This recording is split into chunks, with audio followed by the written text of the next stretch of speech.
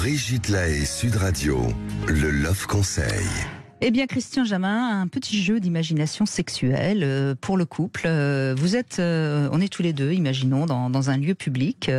On dîne ou on prend un verre, qu'importe, ou tout simplement on est assis sur un banc dans un parc.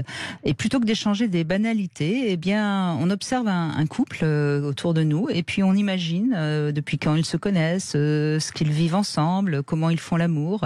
Et chacun d'entre nous va donner des explications, des arguments.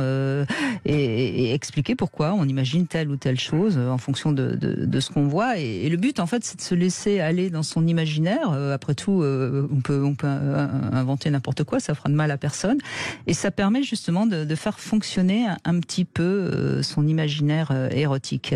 Et vous serez surpris, si vous amusez à ce jeu plusieurs fois, qu'on peut aller très très loin dans son érotisme imaginaire. Et je pense que c'est un bon moyen à deux de refaire fonctionner justement son imaginaire. Et on sait que lorsqu'on a un bon imaginaire érotique, on a généralement une libido qui fonctionne mieux, ça relance le désir. Voilà, c'est tout simple, hein. Oui, c'est aussi une façon de dire indirectement à sa partenaire ce dont on rêve. Ah, c'est une manière un petit peu manipulatrice, mais pourquoi pas? Pourquoi pas. Après tout, c'est. Mais en tout cas, de toute façon, ce qu'on imagine, ça parle de nous. Oui. De toute façon, quoi qu'on dise, quoi qu'on fasse, ce qu'on imagine, ça parle forcément un peu de nous. Donc vous n'avez pas tort, hein, évidemment. Voilà, donc c'est un petit jeu que vous pouvez faire pour relancer justement le désir. Ce sera d'ailleurs notre sujet demain avec Philippe Arlin.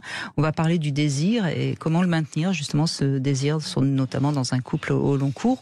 Peut-être, là, c'est la rentrée. Généralement, pendant les vacances, le désir est un petit peu plus au top. Mais comment le maintenir durant toute l'année? Ce sera notre sujet demain avec Philippe Arlin.